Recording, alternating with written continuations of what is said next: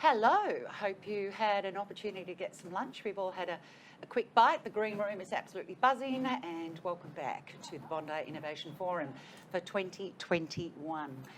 Before we proceed with our round of afternoon speakers, I just did want to give you the results of the poll question.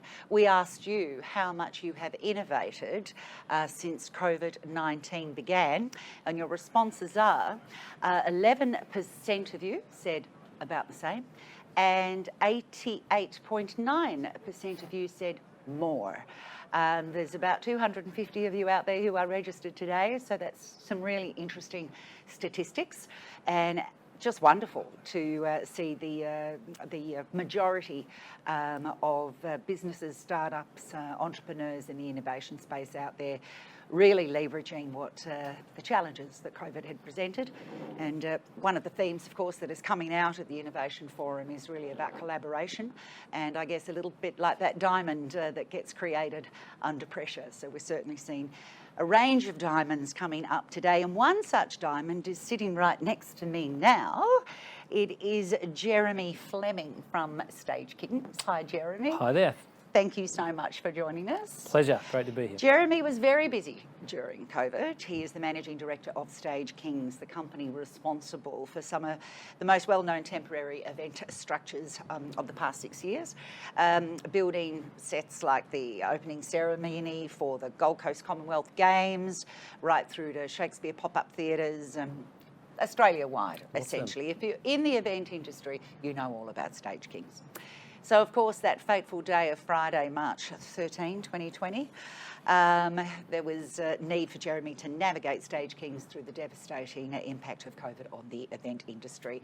He saw a chunk in the supply chain and pivoted to start manufacturing work-from-home office furniture to fill that gap in the market and keep Stage Kings in business. Now, by doing this, he has re-employed staff as well as employing more than 70 out-of-work event crew to help in the manufacturing of over 30,000 pieces of ISO King furniture.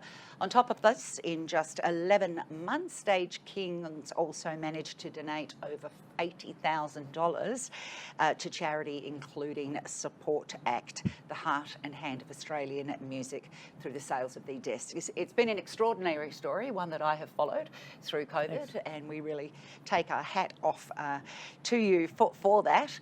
But now we are going to hand that camera over to you, and would love to hear a little bit more about your views on innovating through COVID-19. So I'll see you at the other side of it with hopefully some questions. Absolutely. Okay. Thanks so much for having me, guys, and great to see you all here. Yes, look, Friday the 13th of March was that fateful day. Me and the team were huddled around a mobile phone down in Melbourne and watched the Prime Minister's press conference that essentially put a ban on all public gatherings of over 500 people. Now, that's everything we do, so we really faced a pretty dark time. 5 years earlier, we did start Stage Kings with the aim of building these decorated stages and structures. And like was mentioned, we've done stuff like the Commonwealth Games opening ceremony, and we built Ninja Warrior set. And we just happened to be in Melbourne building Ninja Warrior at the time, and also a set piece for a Robbie Williams concert at the Formula One when our world crumbled. And we're a family business. I jumped straight on a plane and flew back to Sydney, where I sat with my wife and business partner Tabitha, and we had a discussion about how we could possibly get through this. And we really immediately didn't see a way and faced the real prospect of losing everything. Now, the following week was making plans on how we could possibly stay alive and keep things up and running. And so nothing creates innovation like that kind of situation. So what started as a week of potentially losing everything, I was calling my parents in Hervey Bay and telling them we're going to lose the house here and we would more than likely have to move up there to live with them. And talking to banks about reducing repayments and also landlords about reducing rent payments. It was about reducing as many outgoings as possible, and that was the first step in the process. We, throughout the week of Friday the 13th to Friday the 20th, we really had to do as much as we can, cut as much as we can, and we came to the realisation that we really had to get rid of all of our staff reduced back to myself and our head of production, Mick. And we were just going to clean the place, tidy up what we had and see if we could get through. And we planned that we could make about 4 months in that way, really, without anything else. The staging company has a lot of equipment. We've got a lot of overhead.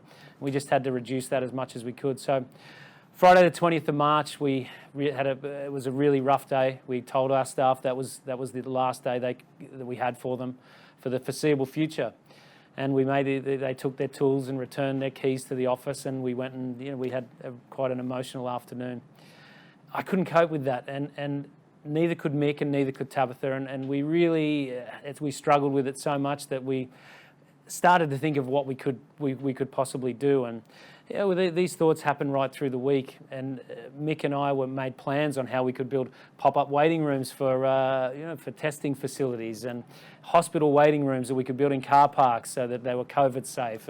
We came up with all these ideas early on, but like everyone knows, the travel industry and the event industry were the first industries affected, so not so many people even knew that it was such a problem yet. And so that didn't take off. I had an idea to make little Ninja Warrior courses in people's backyards while they were locked away, but that didn't take off either. And so it was a conversation I was having with a friend in Ireland on Sunday after we let everyone go on the Friday afternoon. And he said, look, he worked for us for a while. He said, you've got a CNC router. Why don't we think about something we can make on that?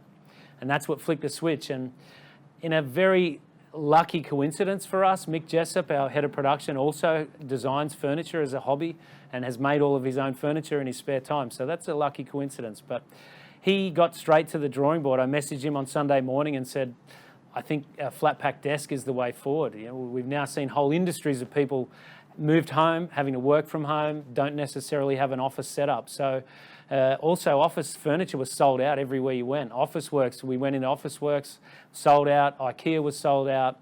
Anything out of China had an 18 to 20 week lead time. So it was a crazy chink in the supply chain, like we said earlier. And so Mick got designing, and he designed up a flat pack desk and a standing desk, and came in to me on Monday morning and said, this is what I think will work. And he'd actually 3D printed a small prototype that we put together and thought this is perfect. So we went door knocking to get a bit of ply that we could cut to make these desks. And so we cut those on the Monday morning, and we were really happy with them. On the Monday evening, my wife Tabitha, she wrote an e-commerce site. We're a B2B company. We don't know anything about B2C, so we did a lot through YouTube tutorials over that time. But again, that's what innovation's all about, is looking anywhere you can, learning wherever you can. And we wrote this e-commerce site based off watching YouTube tutorials and tacked it onto our existing Squarespace website, which was a pretty basic setup. But it did the job. That was on Monday afternoon, and Tuesday we took some photos and went live. And what I did then was an open letter that I put on social media and just said to people, look, this is what we're trying to do. We're in the event industry. There's 500,000 event workers out of work with no possible work, no possible income for the foreseeable future. No one knew how long it was going to be at that stage. And all we want to do is to keep our lights on and try and keep as many people from the event industry working. So we put out that letter, and it was very quickly shared thousands of times and seen by over 1 million people. And so the ISO King Furniture was born, and that's started the process of continued innovation. And innovation is all about continuing to develop and test and go forward. And that's what we did. While there was no event work, we put a call out and pulled in more than 70 additional workers over COVID, out-of-work event crew, as well as donating along the way to Support Act. And actually in 12 months now, we've donated over $90,000 to Support Act to try and help those event workers still. These guys fall through the government safety net. They really have no way of any income. So that's what we did, and through that initial social media contact, we gained quite a community, and through that community, we continued to innovate what we were making, and we called it community-led innovation. We went out to the audience and said, "What is it that you guys want? We can make anything flat pack, no tools, fast assembly." And these whole industries of people now at home were coming back and saying, "Oh, we want a shoe rack, or we want a wine rack, or a cat towel." We got some crazy ideas. People started to ask for coffins early days, and we looked at that too, but luckily we didn't have to go down that path. But we innovated right through, and 12 months on, we're continuing to innovate what we're doing at ISO King and Stage Kings. And we've made now over 75,000 products, like you said. We've sold 35,000 pieces of furniture in that time. And we've now released our new at-home range, which is another step forward. You know, we continue to try and make these progressions. And the at-home range is more of a whole furniture range. It's bed frames and bases and bookshelves and entertainment units. And so it's another step forward again. And it's through that community-led innovation that we got to that stage. People kept asking us what they wanted. Any problems that people had, we tried to do it. And so the big takeaways that we've had on innovation throughout COVID is that if you've got an idea, to go for it. Don't procrastinate and don't overthink it. If we had have analysed the furniture industry and tried to work out what it was going to take to make work from home office furniture, look at the industry, what's involved, what other competitors, we wouldn't have got anywhere. Because we moved very quickly, we got to where we are now, and we've got quite a good little furniture business in ISO King. So it's about not procrastinating, making the mistakes. We made a lot of mistakes. We started off selling desks, which we thought would keep a couple of people busy. Within days, we were selling hundreds of desks every day. And so we thought it was a good idea to pull roadies in to actually deliver the desks. And we did that through New South Wales, Queensland, Victoria, and South Australia. So we had roadies loading their cars up and delivering desks, which people quite liked, and it was part of the story. Not a cheap way to deliver desks. So these mistakes that we were making, we were changing them along the way. The roadies delivering was a great thing for us in the end. The other thing was that we made desks so fast, we had no idea how to make desks. We don't make furniture generally, but we made desks that some of them had problems. Again, we made the mistakes, but because of the speed, that's how we got that traction. And when we made a mistake, again, like the first open letter to the media, I went out and said, "We've made a mistake. Look, sorry, we've done this, and this is how we're going to fix it." The first desk we made had a wobble that we found on some of the thinner sheets of ply. So we went out and said, "Look, we're going to send every person that's bought a stand-up desk this brace," which we did. And so we continued to make mistakes throughout the year and to improve those. And where that's got us to now is we've updated our website, we've updated our delivery systems.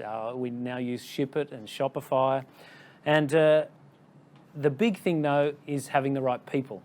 And this is what I'll finish on. Having the right people in the organisation. You hear a lot of people say, "Don't be the smartest person in the room," and that's certainly the case for me.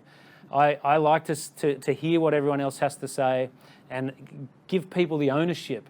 And so that's how we got there. We have set builders now that run dispatch. You know, we've got painters that were wrapping and packaging. And because we gave those guys the ownership there, they came up with systems, and ISO King has become quite a successful thing. So just don't overcomplicate things. A guy that I follow, Jocko Willink, ex-Navy SEAL, I heard him on a conversation not long ago, and he said about making decisions and just getting stuff done. Someone said to him, "How do you get up at 4:30 every morning, Jocko, and go and train?" He said, "I set the alarm, and when it goes off, I get up." Keep it simple and get it done. Thanks. That's it. Absolutely brilliant. It's all about, well, keep learning. Absolutely. I like to turn it into I'm growing, not dying, especially when something's quite hard.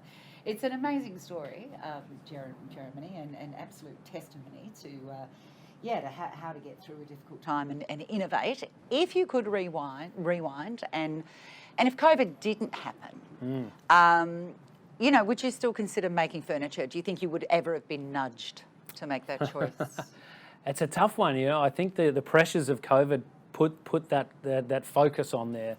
But look, I like to think that if I'm given a good opportunity, my wife says that I say yes to it, maybe too many things. But look, I think if it was shown to me, and we probably would have. If it was I'd shown like to you. Think. Yeah, that's right. If it was shown, I don't think we would have had that focus on there. And I think that's what COVID's done for a lot of businesses, has given them that focus, that necessity. Now, we know a lot of industries aren't out of the woods yet due to COVID, including events, right. but events is coming back slowly, 2 steps forward, 1 step back. It is. If it does make a strong comeback, will you continue with ISO King Furniture? Yeah, we definitely will. A couple of months ago, that crossroads happened where the events started to come back, and also the furniture was going strong. So we actually rebranded ISO King as its own brand, and we're going to continue them both into the future. Remarkable. And how did you encourage? I mean, it was all very alarming for staff, obviously, and when, as you said, you've got perhaps a set builder who you're now saying, but I need you to switch roles because I need you on dispatch. Because how did you bring your staff on the journey? It was about just being open with them, and again, saying, like the open letters, saying to the staff, look, we don't have work, this is what we do have, we think this might get us through. Yeah. And also giving them that ownership and saying to them, look, we need to come up with a system for this. Yeah. We don't know anything about dispatch, anything you can help with, and it grew from there. Yeah. Big team effort, big collaboration. Absolutely a team effort. Yeah, and obviously very supportive wife and business partner. Absolutely. You all got in boots and all. Couldn't do without her. One last question before we move on, and if you have just joined us, we are going to spend the afternoon having a look at various business sectors quite specifically, and obviously we are talking about the event industry in terms of set bills and providing all the infrastructure. What is one of the biggest mistakes that you see entrepreneurs make? I think I touched upon it in there, but it's really not acting on an idea. Yeah. So many people tell me, I had this idea to do this, and people have even said, I thought of making furniture, and I thought of making stuff, and thought of pivoting during COVID. That does nothing. I think the whole thing is to actually act on an idea and make something of it. That's really it in a nutshell. A little bit of courage and a little bit of adventure, and that's it. Away you go. Go for it. Brilliant. Jeremy Fleming from Stage Kings. Thank you very so much for joining us, and we'll see you at the networking event afterwards. All right, bye. Someone who most certainly is an adventurer is our next guest. He's going to talk to us all about pivoting in hospitality, and I'm talking about Will Matthews from, well, not just the Blue Hotel. Let me tell you a little bit about Will. He established the nightclub venues revolution and also Baja in Adelaide when he was age 19.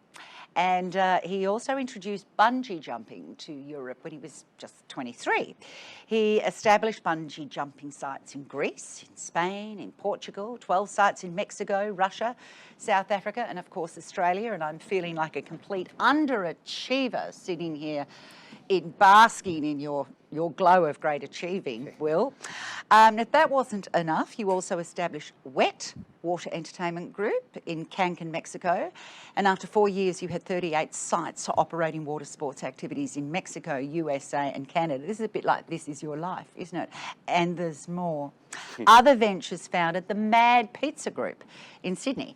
You got restaurants in South Australia, Jet Flamingo Villas in Bondi, got that right, and much, much more. And not to mention your latest venture, the Blue Hotel in Bondi. Well, you're certainly someone who knows all about hospitality, and we can't wait to hear what you have to say about pivoting in hospitality for our Innovation Forum. Over to you. Fantastic. Thank you, Kathy. I'm absolutely delighted to be here, having been invited to present the story of the Blue Hotel here in Bondi. Firstly, congratulations to the organisers and the promoters of the Bondi Innovation.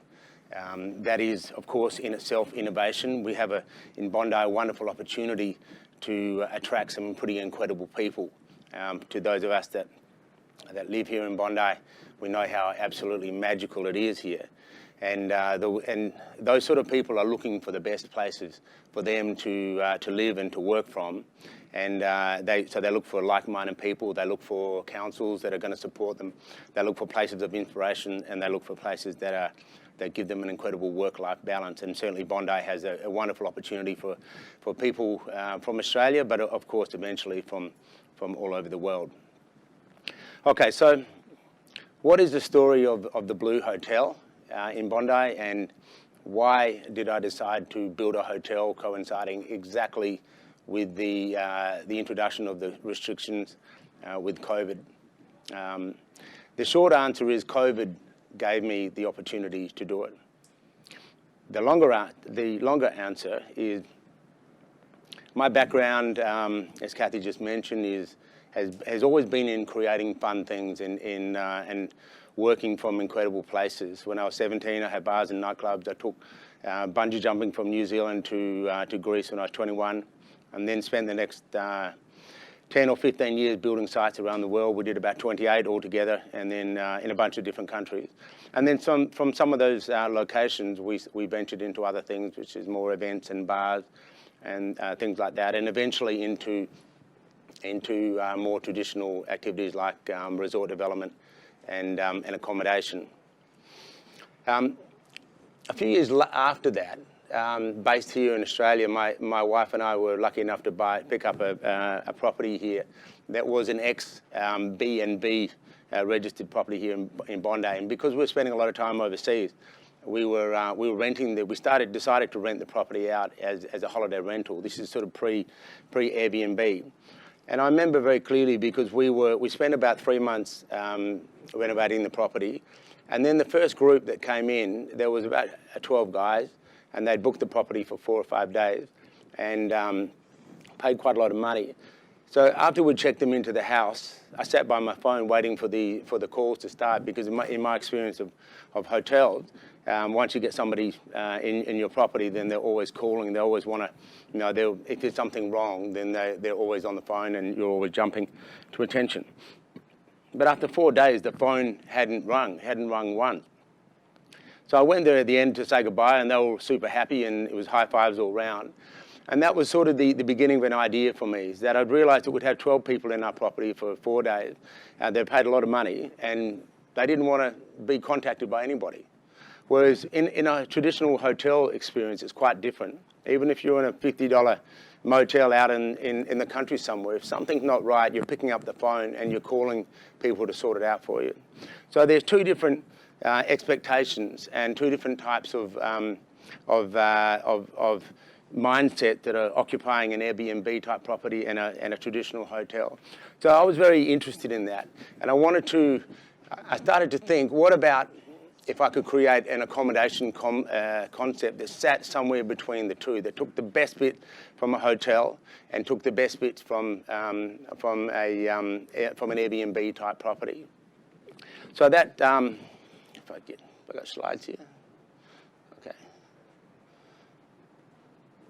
Okay, so I wanted to look at the different types of accommodation models and what was good about them and what was bad about them. With a traditional hotel, they're generally pretty consistent. They're very easy to book time and time again. They have a pretty good standard of cleanliness. But the negative bits were that they're generally kind of boring. Usually, you're insulated from connection with the local people, with your other guests, and with the local environment. So, when you stay in hotels, you don't really. If you're lucky, you might meet somebody cool, but it's not inducive to that. So, that was the analysis of the traditional hotel. If you look at a backpackers or a hostel, they're really fun places, and there's a lot of interaction with your fellow guests. There's a lot of interaction with the people that live on the environment. You're really entering that location on a very ground level of interaction. The bad bits of a hostel are that they're generally inconsistent, and it's hard to get a really consistent experience. The cleanliness, perhaps, and also maybe you're being asked to share a bedroom with another person, which may not be ideal at your stage in life. So then we looked at a holiday rental, commonly known now as an Airbnb type accommodation. They're very unique. There's lots of different types of properties available. You generally get a pretty good connection with the local environment. You get a good connection with the local people if you're renting a room within a house. But the negative bits are that they're quite inconsistent. It's hard to rebook every single time. If you're a business traveller, you're going to find it hard to get to the same Airbnb every time. So you probably find yourself searching all the time for a new place, and they can often be disappointing. So when you turn up, it may be not exactly as you expected. Also, cleanliness and the level standard of the property is not always consistent. So I started building this concept in my mind. It was around taking the best bits from the different types of properties. And the fundamental bit was that I wanted to delete the boring, expensive bits, the things that I believe the market maybe doesn't value as much as it once did. And that is around the lobby, the 24-hour reception, the room service, those sort of things, excuse me, are quite expensive to deliver. And they're actually quite boring. So what I wanted to do is to delete them and repurpose that cost savings into amazing experiences and to giving better value for our target market, which it became very clear that our target market was from 25 to 40 years of age. It could be people that were digital nomad, but generally very focused on business owners, entrepreneurial types, creatives, people that see the world as their playground and their workground. They might move around the world quite regularly and spend a few months in a different place every year on a rotation. In order to do this, to delete the reception and the human from the equation, and to gain those savings, we had to create a customer digital journey that went from the booking side, when you book on Airbnb, booking.com or via the website, all the way to get the person in the room without talking to a human. And that hadn't actually been done. We looked around the world to different accommodation brands to see if someone was doing it well. We couldn't find another hotel chain around the world, and there's some really awesome ones out there, perhaps because they were established and quite big, that had actually achieved it. Now, there may be some smaller places that were doing it, but we, with the help of some really talented people, Nicole from X Hospitality, we created this journey with an amazing coder from Queensland called Jin, that was able to stitch together all of this technology that was already out there, but it wasn't talking to each other.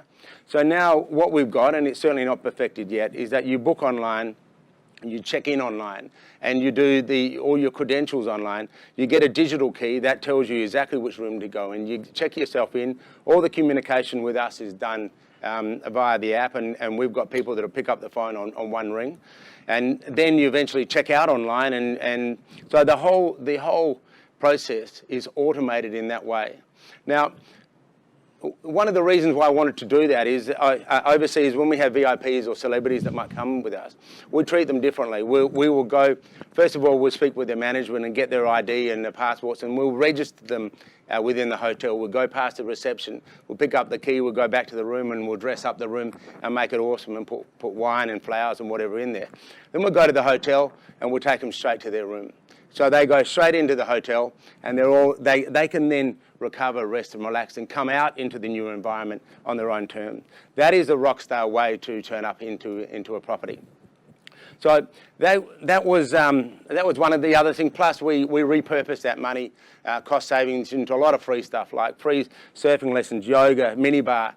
We've got a new event, which is a sunrise dance party on the hills here in Bondi. And we created, rather than a boring lobby, a space that was occupied by an awesome Bondi cafe in the day, and at night time a really pumping Italian pizzeria. Plus, we also have a co-working space. So what we created was something different. It's not perfect yet, and we're certainly not finished. But the idea is that we're going to attract to a market that perhaps hasn't got exactly what they want out of the current traditional hotel. Why did COVID give me that opportunity? Well, firstly, I'm not normally here all the way through the Australian winters. That's the first thing. Secondly, I couldn't have got a building in Bondi like this if it hadn't been for the threat of COVID.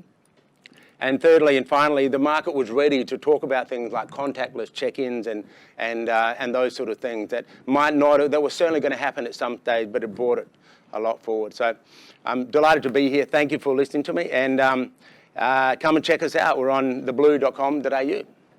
I'll be staying there next time I'm in town. Great. Sounds amazing. You've spelled that out really, really well, how it all came to be. And in hindsight, it seems so obvious. You've taken good bits, got rid of the bad bits, which is great. But I think you might actually be a genius, or do you just kind of really spend all your time just No, not a genius. ruminating? Like, how do you come up with these? How do you stitch it all together? That's really great imagination that you've actually realised. Very innovative accommodation in bricks and mortar.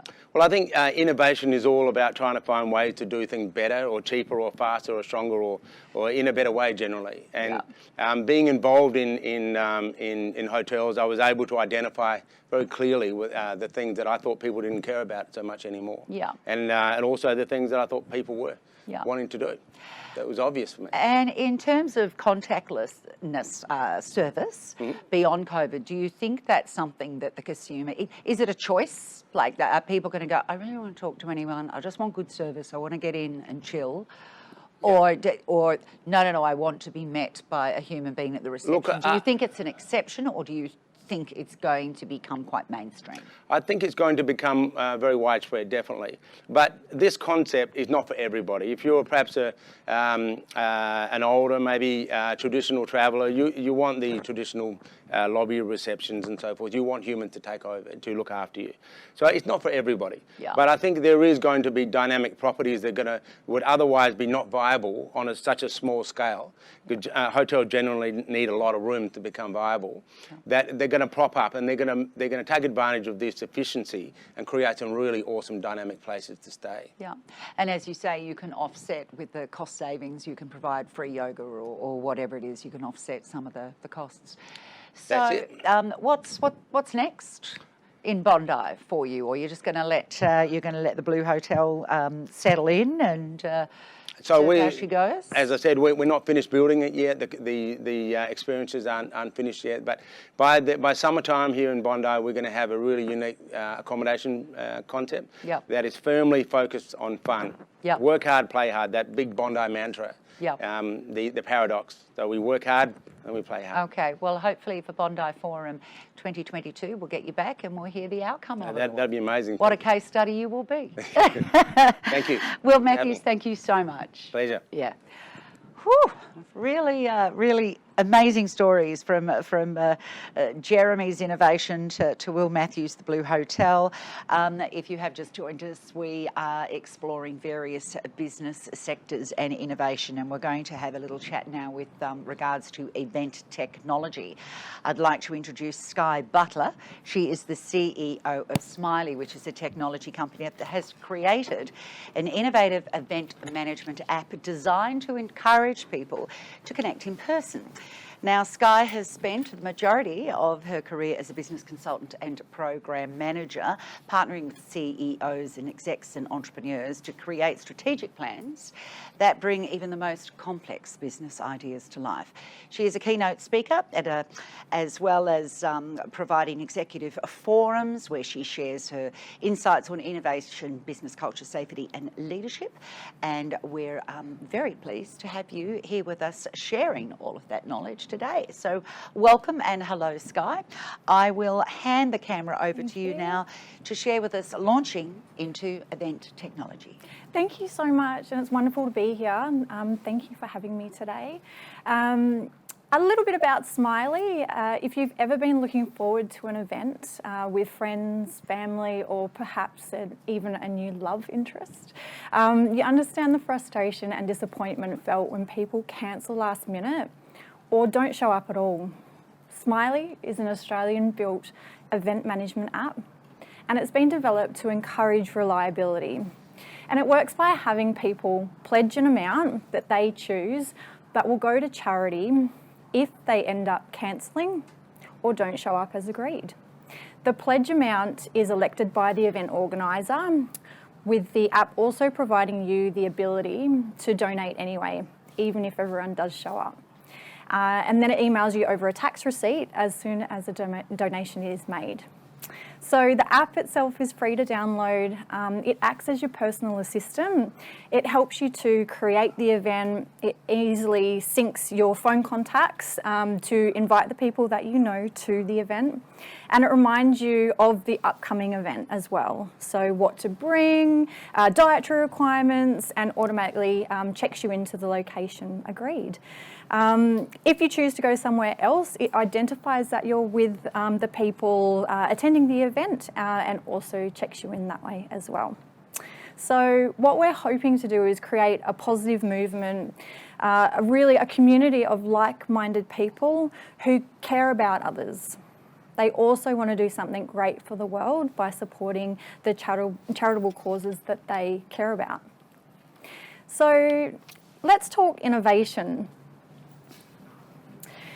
We created a number of functionalities that would benefit our customers by using the app, such as the automatic check-in, which is picked up by the GPS system and make sure that if you want to rock up to the event and just have a good time, it will automatically let the app know that you're there and then provide you with the option to donate anyway or keep your pledge. Also a reliability rating, so you can actually see on the event profile of someone how often they show up to events, and also if they're reliable or not. You can kind of up the pledge amount to have them show up, which we think is really fascinating in terms of human behaviour and encouraging people to change their habits as well.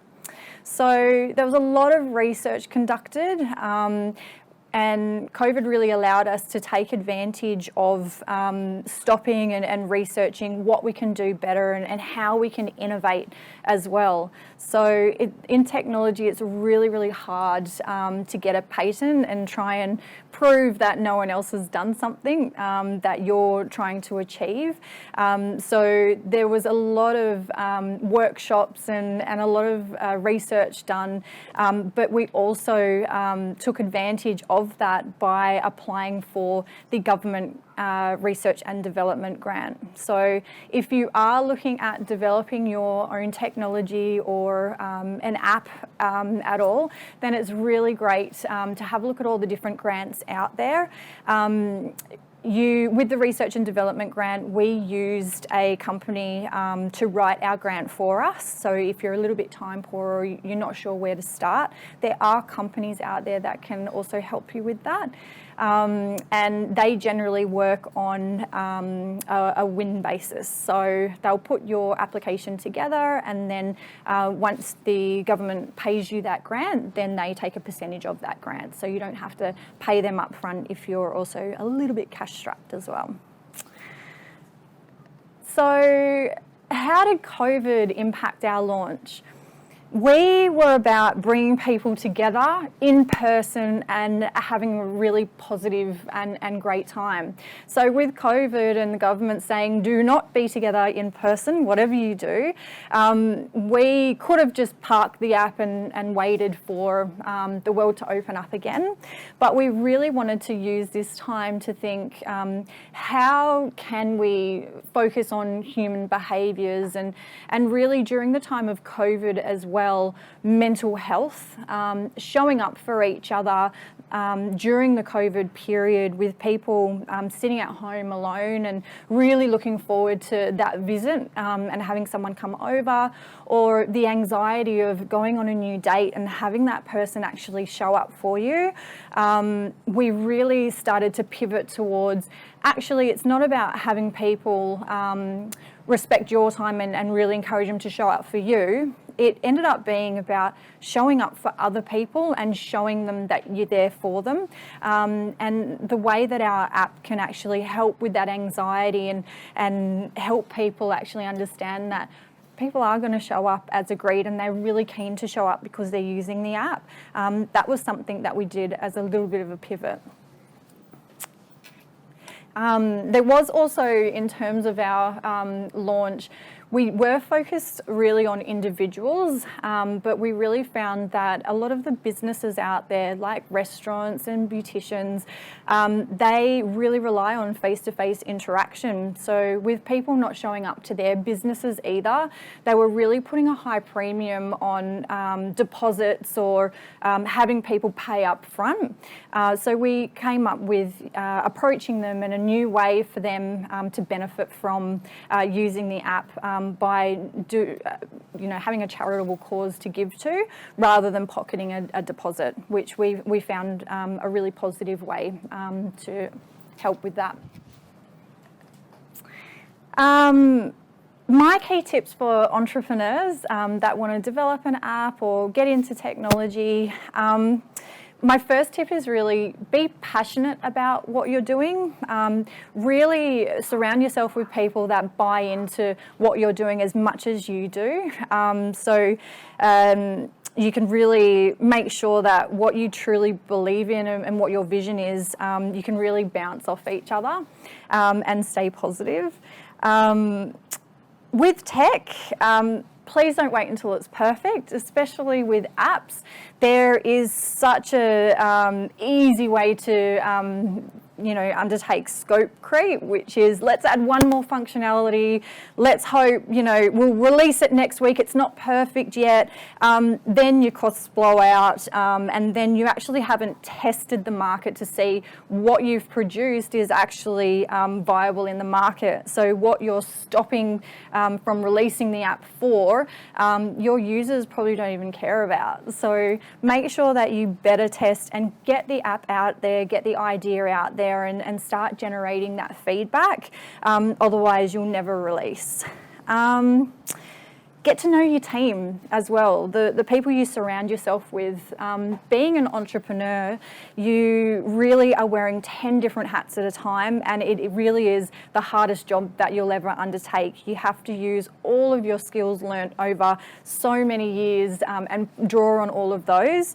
But your team really makes a difference. So your developer kind of sitting there on the computer that doesn't say much, they could actually on the side be doing an acting course and love getting in front of the camera and actually selling things. So just find out what makes your team tick, what motivates them as well, and draw on all of the different skills that you have to succeed. Our app is available now, so please download it and check it out and provide us feedback. We would love your support, and thank you very much for having me today. Oh, you are so welcome, Sky Butler from Smiley. You very clever woman, you. I have quite a few questions because I think you provided some nuggets out there to budding entrepreneurs. The patent process for technology, that was one of your initial challenges, would you say? Yes. And so it can be quite difficult. Definitely difficult because there are so many different ideas out there and variables to an idea. So trying to find that your idea is unique and that no one else has put a patent on.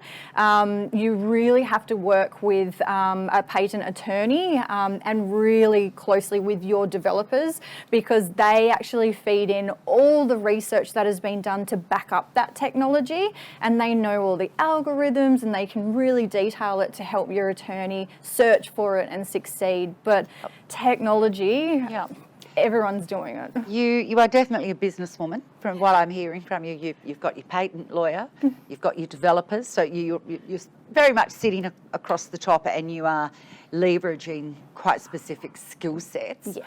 Where have you found your team? Where do you go to find your patent lawyer? Where do you go to find your developer? You know what I mean? If you're not specifically in that business circle, how do you find your suppliers and your team? Talk to people. I can't really say that enough. The networks and your local networks, we've got the Bondi Hub here, but over your career you meet such wonderful people, and your friends and your family as well. All of them have so much to offer, and they have such a buy-in to seeing you succeed. So if you don't know someone else actually does, and it's so important to network. Yeah, and you clearly love what you do as well. Yes. Comes into it. So Smiley, to a degree, got a little bit of a boost through COVID, I guess, and the fact that especially restaurants, it was just so uncool if you didn't turn up after you booked it and all that kind of thing. Do you see, and I'm sure you do, Smiley having a place in a COVID-free world moving forward? And to what degree do you see it having a place? Because people always have to cancel now and then, but in the process they're doing some good for others. Yeah. Yeah, people are always going to have anxiety or depression, or they're going to want other people to show up and value each other's time. That's not going to stop. I think the way the world has gone at the moment, and before COVID even came along, we were committing to 10 different things at once because it was good for us. We didn't really care about someone putting on a beautiful spread for us or a picnic or waiting, for us to actually attend.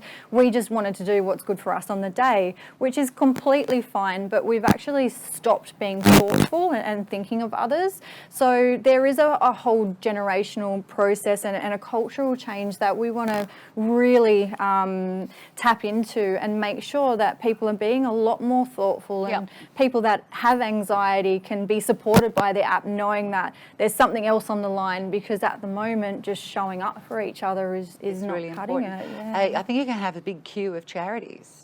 Yes, we do. We have some phenomenal charities that we're already partnered with. Yeah. We do partner with charities that align to our values, and also they are from a bunch of different causes, because it's really about our users and what they care about. It's not so much about the charities that we want them to donate to.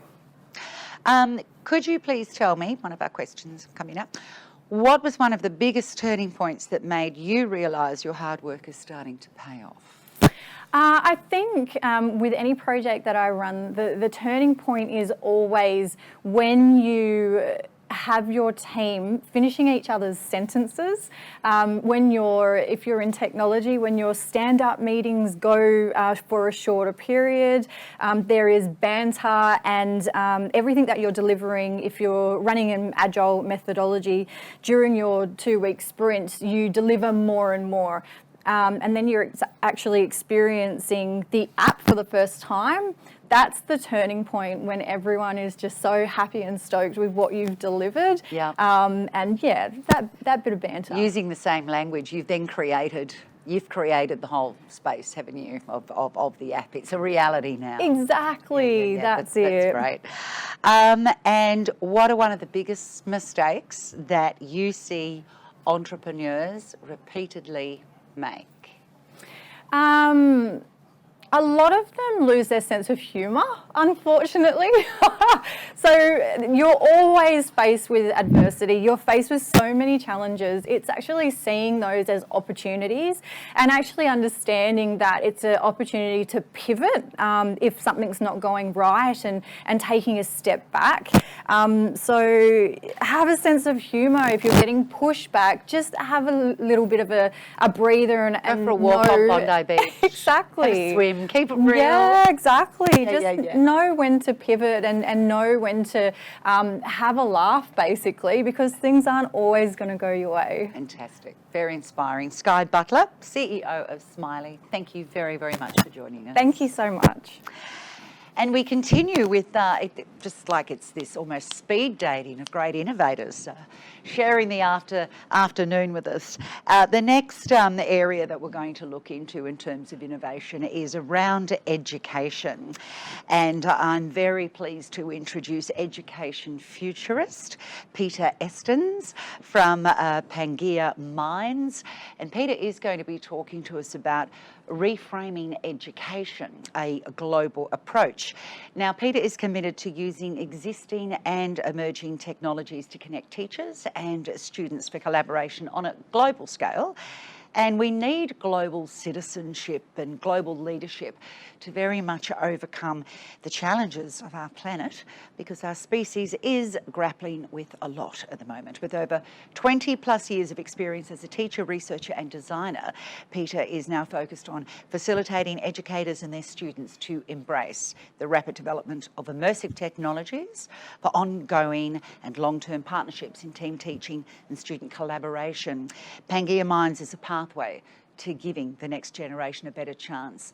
And we're going to get Peter's, there we go. I think we've got Peter's presentation coming on the screen, and now we have Peter coming on the screen. So I will hand the camera over to you, Kathy, and see you at the other side. Thanks, Kathy. Yeah, hi, my name's Peter Estens. After 17 years working in schools and completing a master's degree at Sydney Uni almost 10 years ago, I was promoted into a role of e-learning coordinator at a time before the pandemic, so before remote lockdown. But I looked around at learning management systems like Google and Google Classrooms, Moodles, if anyone's a parent at home and had the online learning, the battle with Zoom fatigue. And I'd heard about VR, I'd heard about AR, I'd heard about automation and AI, but I knew nothing about them. I was also frustrated with the education system itself. I walked back into a classroom to teach NAPLAN and you know, preparing students for the HSE. And I have worked abroad in the UK doing GCSEs and A-levels. And I just felt this system's not right to give the next generation the skills and the aptitude to deal with the serious problems that our world's facing. So I resigned and went back to UNSW, and I'm doing a master's degree in visualization, simulation, and immersive design. And that's exposure to these technologies like Oculus Rift. I volunteered to analyse and compare some virtual worlds, and it just immediately clicked that we can collapse this silo structure. So on your screens, you'll see really a metaphor of how we raise children around the world. Even in Sydney, Australia, after 9 years in one school, and I made transition to another school where I stayed for a further 6 years, they operate very differently. They had very unique cultures. And so I was affronted by different behaviours moving across schools. And so I can see the capacity for team teaching and student collaboration on a global scale. These immersive technologies are getting cheaper and far more user-friendly. Whether it's in a head-mounted display or on a desktop, students can embody avatars and do projects on an ongoing and long-term basis. So I dare to daydream about what an 8-year-old, how after 10 years old, when they graduate at 18, how they might start looking at solving the world's problems together when they've only been nurtured to do so on a global scale. We've got a crisis also looming with not enough teachers and quality teacher training programs. I was blessed with an opportunity to work in Rwanda supporting the development of teachers, and there was just no early childhood care centres available. So working with some educators from around the world and travelling to Rwanda, I can now see the capacity to have ongoing professional development for teachers on a global scale, on an ongoing and long-term basis. It's exactly what our students need. We can also connect parents on a global scale. So at a time our children can't travel, where we've got closed borders, we're seeing increasing nationalism in our press, we can bring back the idea of an exchange, but just not for the affluent and for those in a position to be able to travel. We can travel from our own bedrooms. These avatars have got so much more utility than a Zoom fatigue, spatialised audio sound, increasingly haptics. Even scent is coming into VR in order to simulate a more real world for project building and for play. I played basketball myself with an engineer in South Korea. And when we shook hands, it looked like my hand through the head-mounted display. I got feedback. It's fun. My team are actually international. I have a researcher who's working in Spain.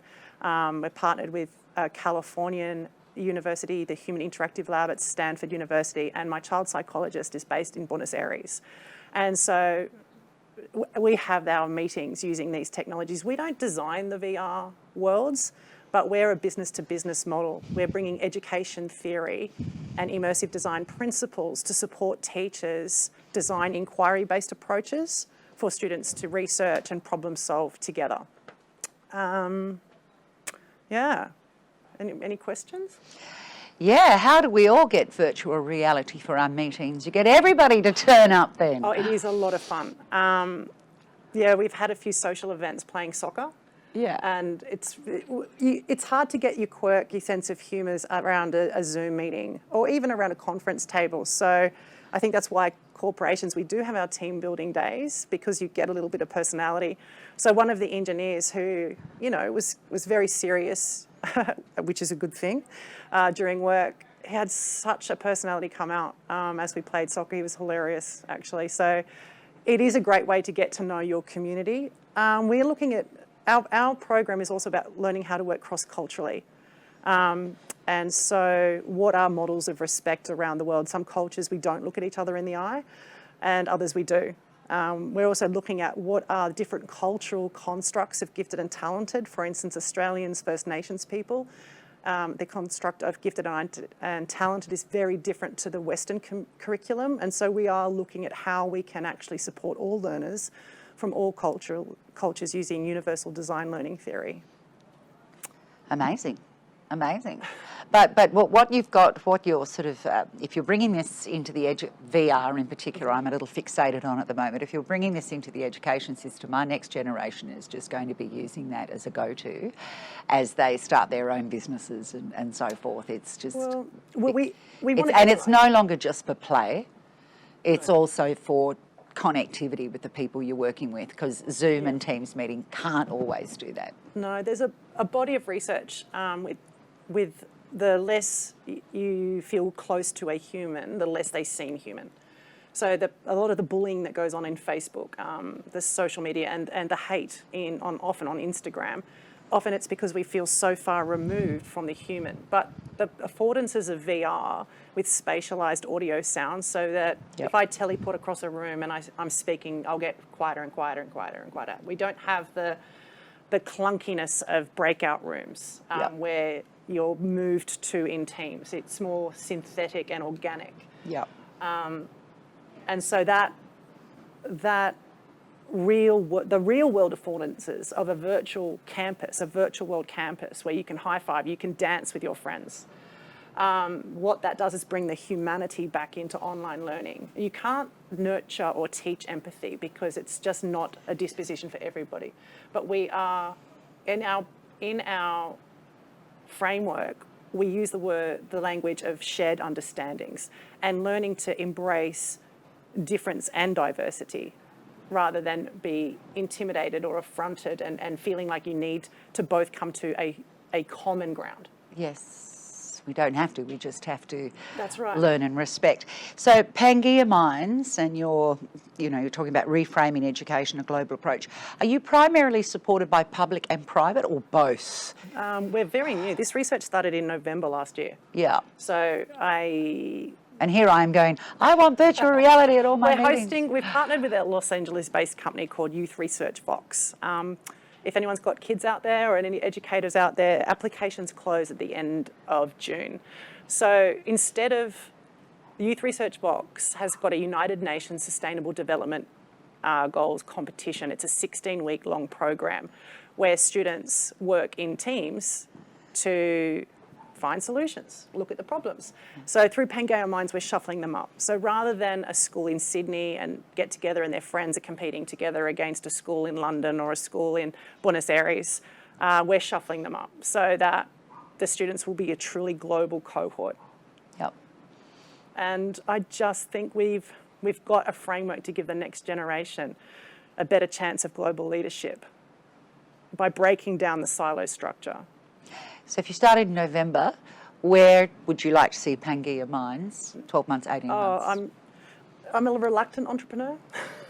Well, you're in the right company to snap out of that, because they're all suggesting. It is hard being an entrepreneur, and those days where I go, I'm losing money, as we all do when you start out, and there is so much to do. Every time I feel like I need to draw a breath, I can't walk away from giving the children a better chance. The next gen, the most important thing I think is believe in your product, fall in love with the problem, and believe in your product, and you won't be able to stop.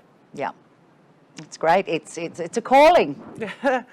You've got the talent, you've got the intelligence. Thank you. It's a calling. Well, you're in good company. at the Bondi Innovation Forum, Yes. and of course there's plenty of pubs to keep you cosy, and we talked a lot about resilience and the resilience required for entrepreneurs to keep going through the challenges. So we wish you all the best. Thank you. Amazing it's to be able to talk about some incredible breakthroughs that you're clearly at the forefront of in our education system. Just fantastic. Thank you. I need Thank to you. put a shout out to UNSW. They've been amazing.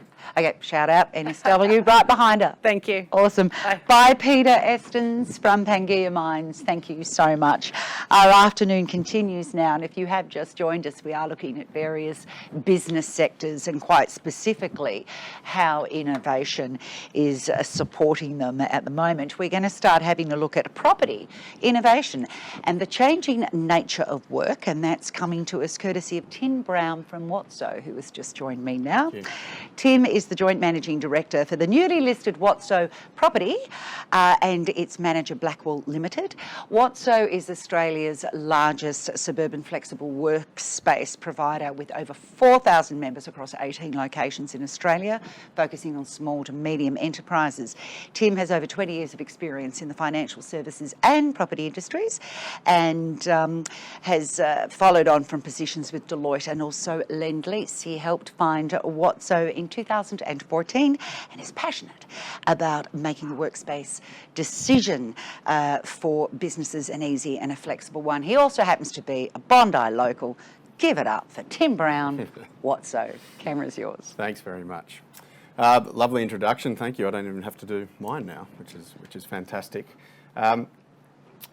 What I thought when I started thinking about what to speak about today at the Bondi Innovation Forum, what is innovative and who are innovative and what are the companies that are considered innovative around the world. So I pulled up this Boston Consulting Group list from 2020. I think they do one every year. And they list the top 50 most innovative companies. You'll see some that you'd expect to see up there. Apple's number one. I think it's been number one for a while. Google and Amazon, they make up the top three. But some unexpected ones, for me anyway, were Walmart's in there and Target and McDonald's, believe it or not. I mean, I like their burgers, but I don't know how much innovation. Maybe it's in their ordering systems. Walmart's was interesting though. They got in there because they became the first retail store to guarantee next day delivery from their shops. So I thought that was interesting. What you won't see up there are any property companies. And unfortunately, that's just because property companies in general just haven't been that innovative in the past. I thought I'd give us a little example on property and innovation to kick things off. You'll see on the screen the Great Pyramids of Giza and the Sphinx, built in 2600 BC, at the top of innovation at that time, using remarkable technology which they invented. If we fast forward about 4,600 years, this is what the property industry has managed to turn those things into, and that's the beautiful Luxor Casino in Las Vegas. So unfortunately, not particularly innovative. So when I talk about WOTSO and the property business that I'm in, and the innovation we're producing, just remember the comparisons that I'm making it against. It come off a bit of a low base. So who is WOTSO, or what is WOTSO? So we were founded in 2014 out of a property and fund manager that I worked for at that stage as well. We had some vacancy in our portfolio, and rather than go out and go down the traditional route of find some office tenants to come and lease our space, we decided that we would fill it ourselves. So what we did was, like all great startups and entrepreneurs, they go to where it's already being done and they steal ideas, and that's exactly what we did. So we went over to the US, where co-working was just starting to get going, and we looked at what the good ones do and what the bad ones do, in our opinion. Where we decided to get to was really creating workspaces near where people live. So we religiously put them in suburban and regional areas. So we are not in the CBD. We have 8 in Sydney, but none of them are in the CBD. The closest is Pyrmont. And we've now grown to 18 near-to-home workspaces across Australia. And what we're really doing is selling flexibility. So it's getting rid of that commute and supporting lifestyle by focusing employees working near where they live and where they play. We don't lock people into long-term contracts. We deliberately say no to them, and so we're month to month, and we welcome everyone. There's no industry types or you must be an entrepreneur or you must wear a black skivvy. It's certainly not that at all. So what do we do differently to traditional property companies? I think what we're really good at is finding unique pieces of property that have perhaps had a different use in the past and turning them into what we use now. We often own them as well, so we'll go out and try and buy them. So examples of that are, we bought a church in Adelaide. We're in a school and a hospital over in Manly. We've been in bulky goods centres, a furniture shop up on the Sunshine Coast. And one which you might be aware of if you're a Bondi local is the first floor of the East Leagues Club up in Bondi Junction is now a Watso. It used to be the old Charlie Boyd restaurant, and we've converted that into a workspace. In all of those spaces, again, what we do differently is try to adaptively reuse and what's called upcycle the materials that exist in those spaces. So up at Charlie Boy, which is now Watso, the offices are actually where the kitchens were, and you'll still be working on stovetops, and you'll have chimneys around you and various induction systems that we've worked around, but really give a lot of character to the buildings that we use. Another example is the use out of a data centre that we converted. We used server racks and turned them into meeting room tables and some of the tables that you work off. We also like to challenge traditional property ideals. I said before that we try not to lock anyone into leases, and that's really something that the rest of the property industry have done forever. So we would much prefer to have 110 square metre tenants on a month-to-month basis than one 1,000 square metre tenant that signs up for 5 years. We think it spreads our risk, it gives us a lot of flexibility, and it gives our members a lot of flexibility. The no long-term contract means they can grow up or they can scale down as they need to. They can also leave at a minute's notice, which is a risk to us, but one that we're willing to take because we think our product's good enough to keep people in the long term. We also like to own our properties, as I said. Some of our competitors in the co-working or flex space land just do straight leases, but we do both. In fact, we have a preference to own. The other thing that we do, that we have recently done actually, is produce a bit of tech. So we've been a property company, we've never done any tech. We employed a couple of developers to build our flex space co-working software platform. We had gone out and trialled a number of the off-the-shelf products and it just didn't work for us. So we've gone and built our own and we're really happy with it now. So much so that we might even start marketing it ourselves to new users. I thought I'd also talk a little bit about what COVID has done to the industry and to Watso in general. Obviously, during the lockdown period, no one was going into their office. And as a result, we were definitely affected, as most office buildings basically in the world were.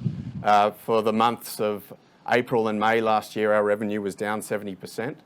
And that's because we allowed our members to immediately suspend. We were pretty generous in our response, and I think that brought us a bit of goodwill when things improved. But because we are a suburban model, what has happened to us, and I'd love to say that we picked that COVID was going to come, and that's why we put them in the suburbs, but sadly not so. But what it did mean is that we were able to have a product that was ready to go to this new flexibility boom. And we've managed to create new product lines to cater for that. An example of that is pre-COVID, our day pass use, so that's just popping in for a day to use in our co-workspaces, averaged about 150 across our portfolio per month. Last month we did 1,300. So that really shows an insight as to how people have changed the way they work. So we've capitalised on that, and as a result, we've really come out the back end of the lockdowns and out of COVID now, hopefully, in a really good spot. Our revenues are up 25% from what they were pre-COVID. So we're pretty happy with that. So what I thought I'd also look at is that effect of COVID on the office environment as a whole. And what are some of the big guys and those innovative companies that I spoke about earlier, what are they doing in this space now from a remote working or a flexibility point of view? To be honest, I think it's probably too early to tell. There's a lot of rhetoric being bandied around by lots of the big companies where they're saying that they're buying into whether it's work from home permanently or the hybrid model that are being referred to, hub and spoke, or business as usual. You'll see on the slide where I've categorised some of these companies as they work there. Atlassian's an interesting one. They've said their employees will only have to come into the office 4 times a year. That's true, but they are also going ahead with their $1 billion office project down in the centre of Sydney. So I think they've got a bit of a foot in both camps there. Google or Alphabet have said that the majority are still going to be in the office with some remote working. And then you'll see that there's business as usual for the likes of Tesla there and Amazon, where they already had some spread out offices, but they still are making people come back in. I guess what I think that means is that it's probably too early to tell whether we've got a systemic change there. But what I thought I'd also look at is what some of our members are doing, and I think they've actually been the most innovative in this response to where and how people work. So some of our medium-sized businesses, so of that 100 to 200 employee size, have really bought into the model. We've had a couple come in where they've totally given away all other office space, and they've given the decision altogether back to their employees. So they will commit to a couple of hundred day passes in our spaces each month, and they'll allow their employees to choose where to do that from. They're then going to track that data, and they'll be able to work out what do their employees really want to do there.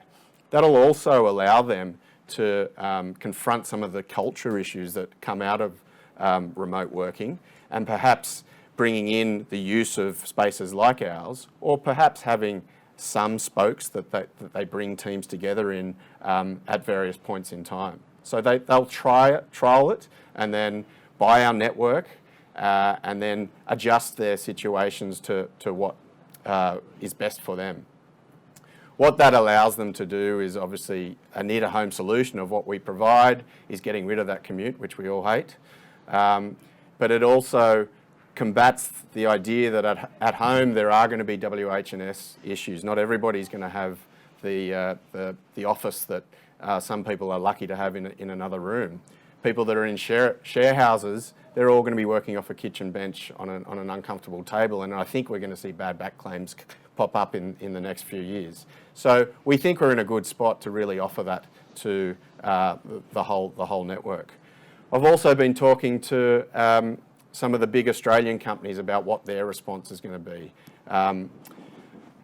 I think they're just going to move too slow, and I hate to say it, but I need to say it with a grain of salt, that they may be deliberately running a little bit slow, so that they're saying that they're going to trial some things, but I think they're hoping that the vaccine's going to come through and everybody's going to be back to normal by this time last year. I hope that's the case too, but I think they're kind of hedging their bets as well. But it's an interesting time in the office space sector as a result. I really didn't have that much more to say about our business and the property market. I thought I'd finish with another piece of brilliant innovation that has been in the property world. I've put up on the screen the beautiful Sydney Harbour Bridge, built in 1930. It is stunning, isn't it? It's magnificent. It's got a boat going underneath it there, a big boat.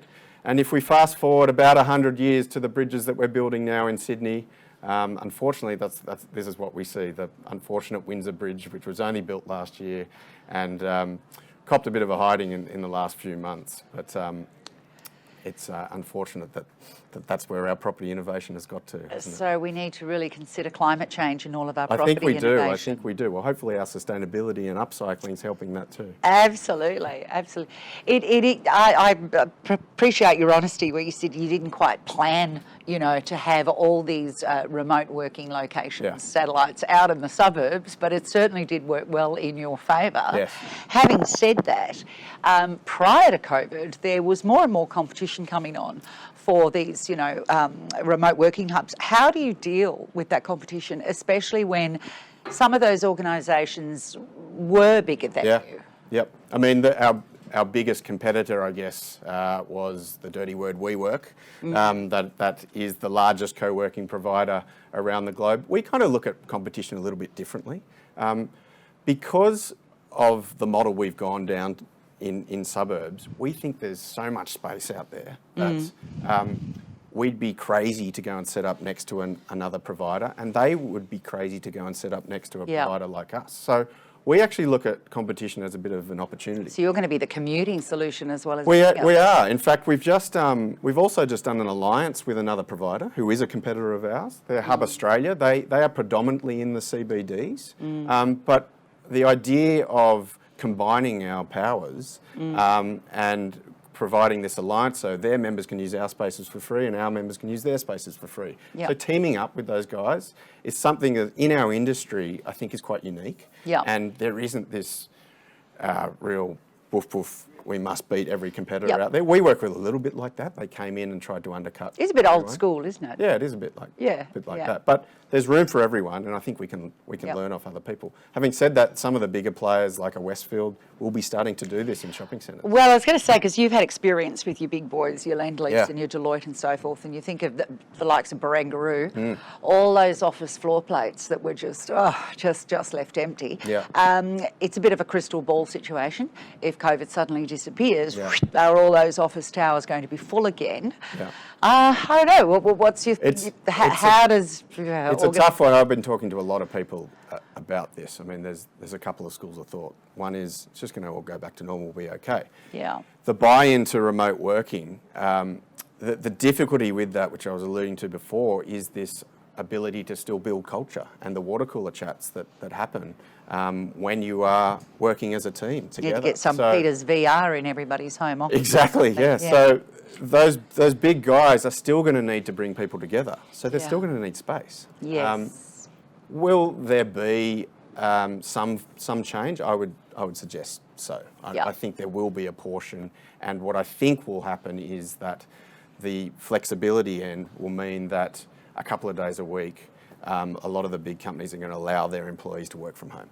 Or they might do different hours. Well, one big takeout you've brought with us is your view on innovation. The examples that you've shown don't do what has always been done necessarily, or improve on what is the best example of innovation that you've seen so far, a la Sphinx, Harbour Bridge. All of that. Thank you, Tim Brown from Watso, so much for joining us for the Bondi Innovation Forum 2021. My pleasure. Really appreciate your time. And as the afternoon whisks away, we have two more speakers to go. And for those of you that have been with us since 9:30 this morning, you will know that this has just been a jam-packed day of information from some of our finest subject matter experts, entrepreneurs and innovators, not just within the eastern suburbs, but certainly Sydney and surrounds. Our next guest is going to take us on a journey that's all about think different, do different and build different. And we're going to be talking to Veronica Mason from VRM Futures Co. Now, Veronica is the founder of VRM Futures Co., a high-performance coach for young VCs, entrepreneurs, founders and professionals, and she's also a content creator. She's also an Autumn 21 Startmate Fellow, where she has run multiple sessions about high-performance habits.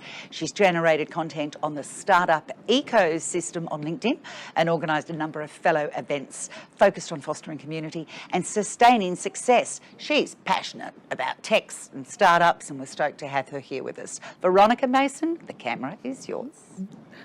Hi, and thank you so much for that. That was awesome. So hi, I'm Veronica, and I was just really curious to know whether or not you've thought to yourself, whether it's in today or in the course of your life, hey, am I really living out my full potential, or I have really great gifts to give to this world, but I'm just not sure how to extend them and explore this. Well, if you have, you're definitely not alone.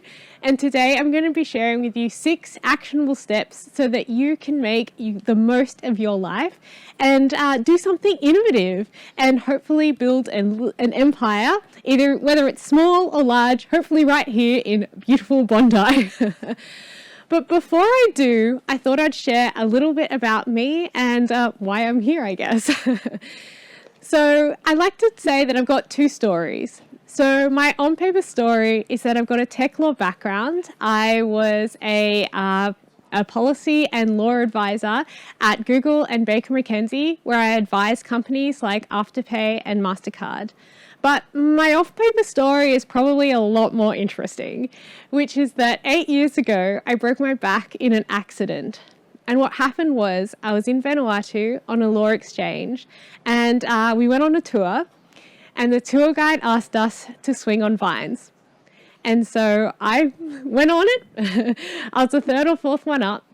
And then when I swung on the vine, I felt my left hand slipping. And I remember the day as if it's yesterday. And then I saw my right hand slipping. And I fell from a height of about 3 to 4 meters. I fell onto a cliff face, slid all the way down, and hit my head. And my consciousness went black, totally wiped out. And I had to ask myself whether or not I wanted to live or die. And at that point, I hadn't had such a great experience at age 23. And I had to really think about that and think about the people that I would leave behind. And I thought to myself, I'm only 23. Surely there's something more out there for me. And I decided to come back. And when I woke up to visceral screams, and they were mine. And fortunately, I had broken my wrist so severely that it was pretty obvious I'd have to go back to Sydney, Australia. And I took 2 flights home, and when I got home, they asked me whether or not I could feel my legs. And I said no. And that's when things started to get really serious. I'd broken my back in 7 places, and my whole life had changed. Everything I knew was gone. And that's really when my innovative and entrepreneurial journey started to begin, because I had to think differently if I wanted any quality of life. I had to do things differently than I had to do it before, and I had to continuously be innovating and thinking all the time about how to just get the most out of every situation. And as a result of this, I did a whole bunch of self-development and personal growth, which was really the inflection point for me going from pretty much a shell of a human being to what you see before you, which is a pretty fulfilled human. But what I really, really learned and I saw was how powerful that transition could be when you had the right gifts and the right tools and the right community to support you. And so I became a high-performance coach for young professionals, VCs, entrepreneurs, and operators in the startup ecosystem. And that led me to being in the Autumn 21 cohort of the Startmate Fellowship, which is just about to end. It was freaking amazing. And in that process, I really learned how important it was to build community and help support other people on their personal growth as well on a macro scale. And so from my learnings, I'd love to share with you how you can be innovative and creative too. So I truly believe, that's me, I truly believe that the ones who are crazy enough to think that they can change the world are the ones that do. So how can you be that person?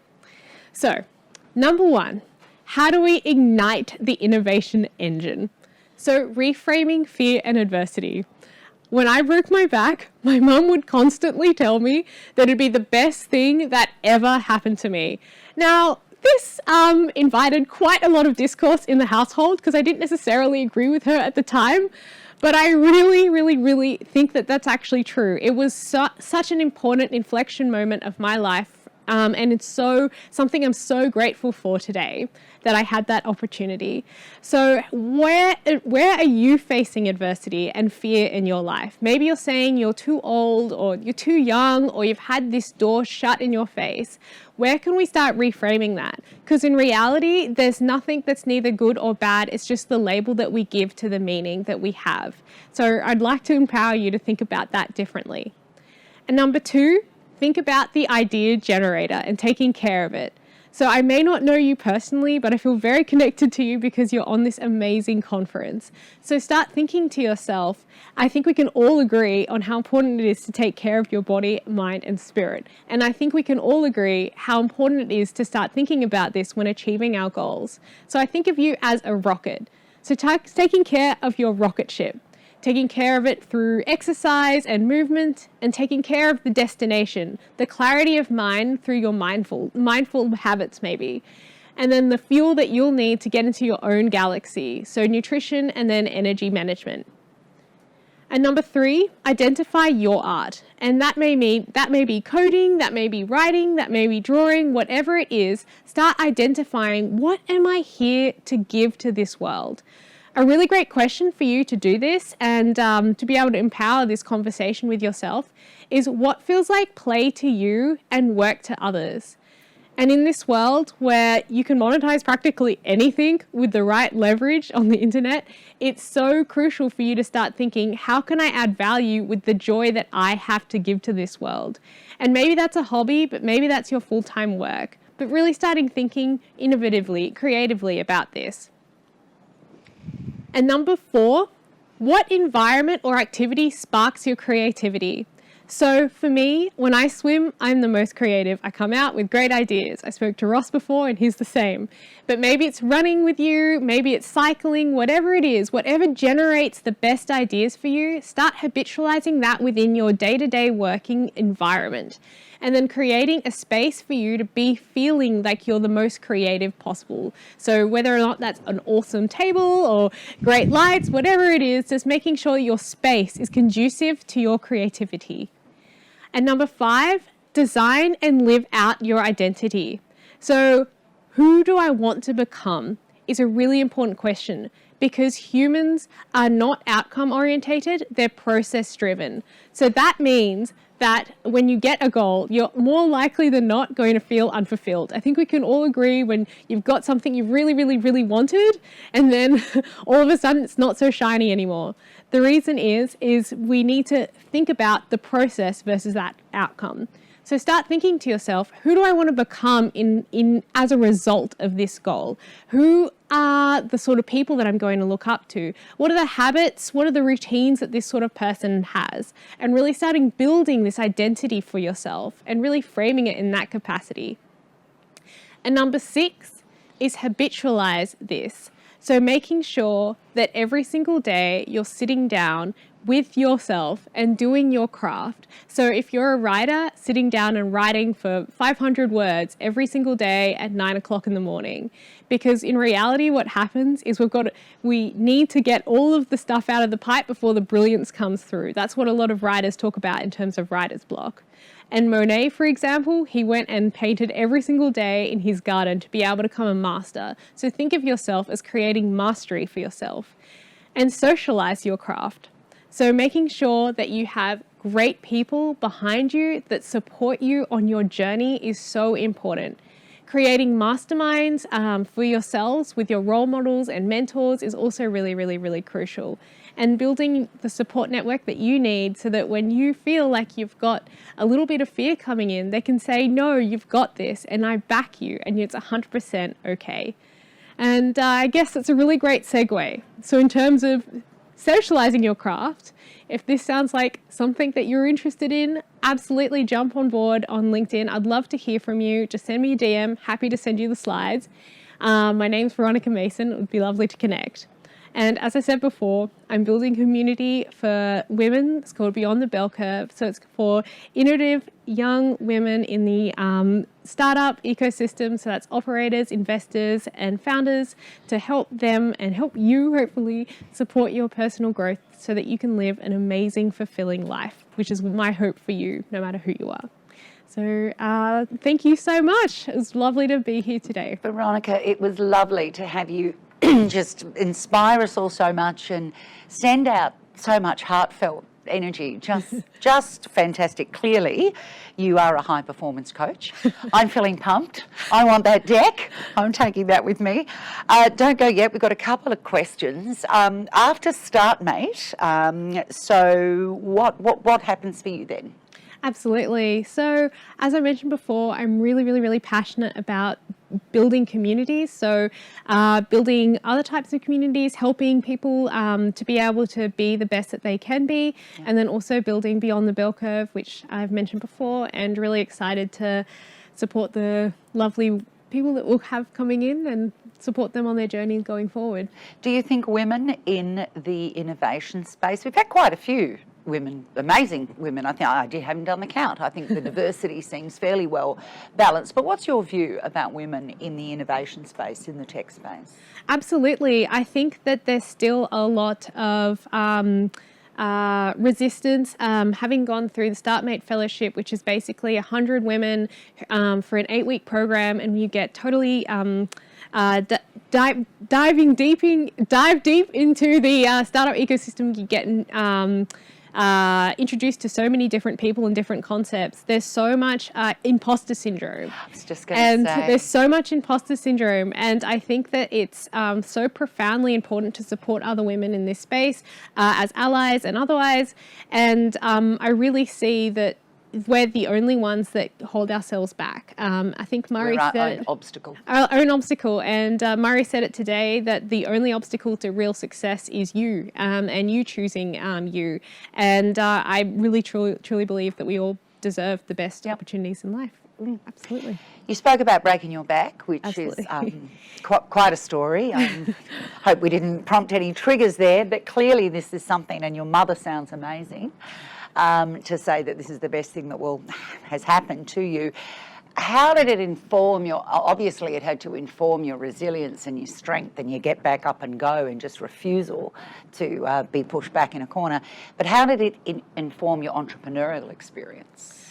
I think that's a great question, because I think what I experienced was actually very similar to the entrepreneurial journey. I think you constantly had to think about things differently, had to iterate, had to do things with what you had. You had to be, I think the word that they use is scrappy. So I had to use whatever resource that I had to be able to build something that I couldn't really foresee in the future. Like, had to be a visionary for my own life, if that makes sense. And certainly it helped me inform the mindset that I think was really important, and then actually to go and build my own business, build communities, and build other people up. Having had that experience was very similar and very aligned. Well, we're not happy that you broke your back, but we're really glad that you absolutely found this wisdom and experience out of that experience, and you're sharing it with us. So thank you so much, Veronica Mason at VRM Futures Co. It's just been a pleasure spending time with you. Thank you so much. It was lovely. Thank you. And we come now to our final speaker for the Bondi Innovation Forum 2021. I love hanging out with this next gentleman. It's been a while since we've done it, and that was face-to-face. I am talking about the Stephen Ma from Nomos. He's going to be presenting to us his view on the new competition advantage and how he learned to stop worrying and love the new world. Now, a little bit about Stephen. Stephen lives and breathes Agile and has trained, evangelised, coached and directed Agile across a wide range of industries, both domestically and also internationally. He is a current Chief Purpose Officer at Nomos Co, and his personal mission is to make work more human, which is another theme that we really see popping up throughout today. Stephen co-designs organisations for empathy and agility, emphasising a more human purpose to work. His self-described superpowers are personal grit and endless energy. I can vouch for that.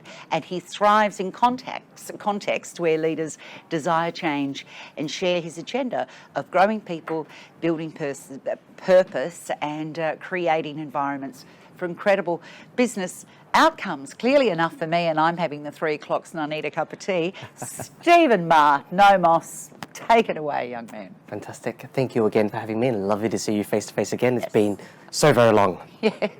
Before we get into it, I just want to say how in love I was with the story and the very actionable outcomes we heard from Veronica that spoke before us. It's very deep in my heart, the topics of people's resilience and how they overcome and rise to adversity and how they find their passions in life. So thank you very much for giving everybody on this forum a set of things that they can do to explore their own passions and purpose.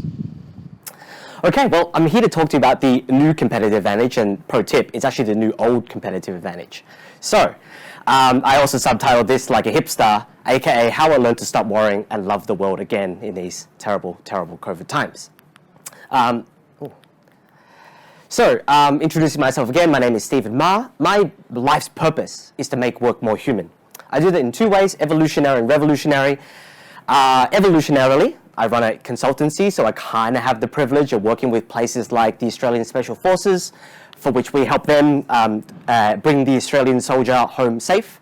Workplaces like the CBA Group, helping them transform their productivity. So we're looking at things like 240% increase in end-to-end delivery, as well as helping people make their workplace more human. And overseas in places like Globe, which is kind of the telco of the Philippines, and places like Riot Games over in Hong Kong and China. But more importantly than all that kind of stuff is the revolutions. We don't believe in smashing the powers that be, simply by building a different example of how it might be instead. We've had the privilege of being able to do that at No Moss by building an organization made up of these wonderful people to talk about how can we make work more human? How can we find our purpose in our life, whether it happens to be making computer games, being an agile coach, coding in their free time, or joining an organization like ours. We run a non-profit called CauseCore, whose mission is to make doing good a daily habit. There's 8,500 volunteers across the world now, 16 cities from everywhere from London to Hong Kong to Auckland to right here in Sydney. It's a pleasure and privilege to have coached those people, to get them on their volunteering journey, to get them doing good in the world. As well as being a CEO and a Chief Purpose Officer, my other job is to be a house husband. And it'd be remiss of me to talk to you about that kind of role without talking to you about the other half of my day-to-day activities. I'm a house husband to my lovely wife, Jennifer. She's the woman in the photo, not the wallaby. And my lovely 27-month-old Josephine. So I'd like to start the presentation by telling you the end. I'm not one to withhold all the good stuff, so I'll give you the good stuff at the start. What's the new old competitive advantage? Well, we are experts at something called agility. It's a way of helping businesses put people at the center of what they do, helping them not only individually, like the lovely Veronica was articulating earlier, but at team level and at organizational level, taking some hits and rising back up. So toward that end, there's a lot of different elements to it, but the key element I want to emphasize today by telling you our story is the story of how we responded to change in these hard times. During COVID, we rebuilt our training offering from the ground up to make COVID an opportunity instead of a challenge. We refocused on finding a whole new set of customers that we never thought possible. If you look at our previous client list, it said things like the big banks around the world, and with the privilege to work on new, I don't suppose they're COVID industries, but COVID-relevant industries in these tumultuous times. We improved some of our decision-making via some actionable tips that I want to impart to you that you can use in your organization, whether that's a two-man or two-person startup working from your kitchen table like we did when we first started just 7 short years ago, or whether you're the CEO of some major corporation throughout the world like your Commonwealth banks. I want to tell you the story about how we got rid of our office. We went to cool tools like Zoom and Slack, which allowed us to create a Melbourne office from scratch. Hiring staff from everywhere, from Berlin to Fukuoka in Japan, and currently we're talking to a bunch of Canadians so that we can, never turn the lights off on No Moss. What's the net result? Well, of course, people are hopefully happier. People feel empowered to be able to work from home. But, the bottom line is very, very much supported too. Revenue is up 60%, net profit after tax 15 times, which is, of course, a very good thing. But, we're not in it for the Lamborghinis. We're in it for the ability to do good in the world. So let me talk to you about what do I exactly mean by responding to change of a rigid planning. If you're like any other business, whether you're talking about banks or telcos or startups, you probably had some kind of plan circa 2020. Here's what our plan looked like. We were not the first in the world to offer our training about this stuff using Lego. We kind of joined the game a little late, but we thought we'd be super cool and innovated by teaching what we teach using Nintendos. For a long time, we were first in the world to do that, until, of course, all of our competitors caught up. My director of agility walked up to me and said, "Hey, Steve, all of our competitors have stolen our idea. They stole this free idea that we tweeted about, put on LinkedIn, told everyone about, marketed on for the last 18 months. And now they're also copying us by doing Nintendo." And so I said to him, "Nah, man, they basically just out-innovated us. They had 18 months, we had 18 months to do something different to what we were doing previously. It's actually our fault that we didn't capitalize it on, do something different about it." So that's why things like that are top of our list. We're looking for new customers. We're looking to grow across Southeast Asia. We're looking to open a Melbourne office because in February 2020, we're primarily Sydney-based. And we're hoping to capitalize on clients that we already had in Singapore, Hong Kong, the Philippines, and open up a Singapore office. Within 60 days, here's what happened to my beautifully written plan. There no way we're going into Southeast Asia anytime soon. We even closed down our Sydney office by August this year. No way how we're looking at Singapore office, looking at the case numbers across some of the areas that we were working on.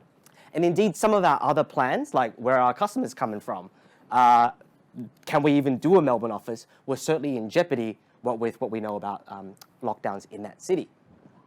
So here's what we did. You'll notice something special about the way that we did our planning. No element of the plan depends on any other element of the plan. It's something called atomic. And I love what Veronica says, so I'm just going to borrow it. This idea of seeing the seed of not just what you're doing, but why you're doing it. That re-innovation, the French would call it bricolage, to borrow something cool from another language so I sound smarter. But this is what we did. We rebuilt our training offering beyond Nintendo. We built a computer game from scratch that you can play from the safety of your own home to teach you training that we'd always needed to do face-to-face, completely online. All of a sudden, we have thousands of customers that we'd never had before. I hired 5 people just to deliver that training. We found customers like Lifeline Australia, whom we helped with ways of working, we helped with their technology, we helped with their product innovation to help the COVID world. And previously, if you'd asked me in February 2020, what did develop leadership capabilities mean? I'd tell you something like have better, smarter directors. But now it means kind of the same thing because the end goal is to make better decisions.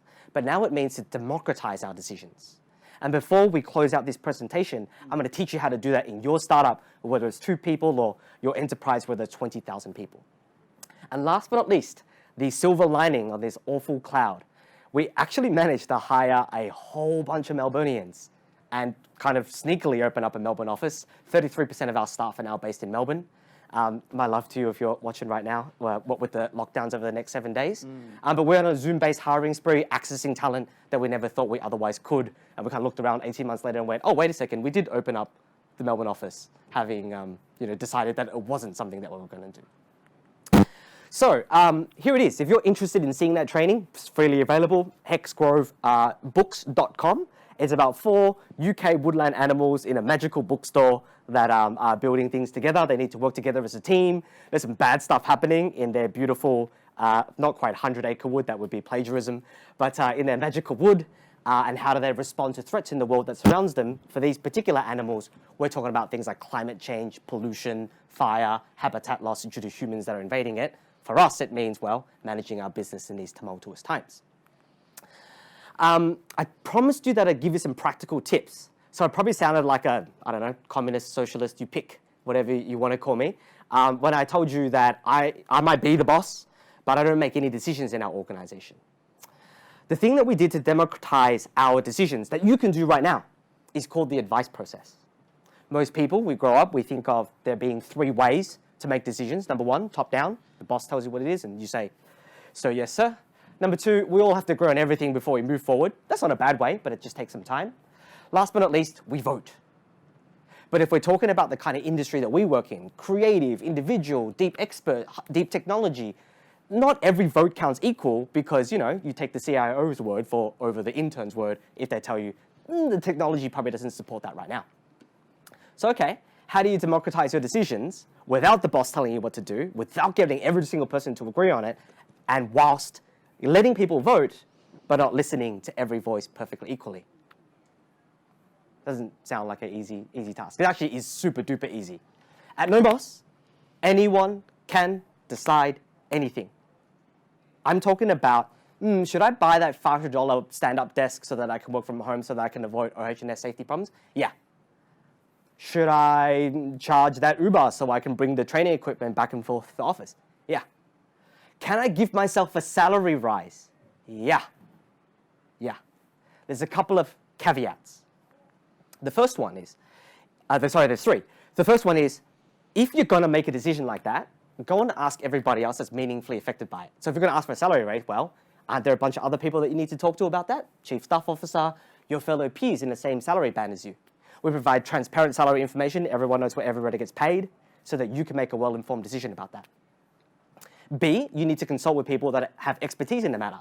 Hey, do you really need that $500 stand-up desk? Maybe you do. Maybe you've got special OH&S needs that we're not aware of, and we should be an organization that embraces that. Maybe you don't. Hey, Bob yesterday bought this desk and it was only $200.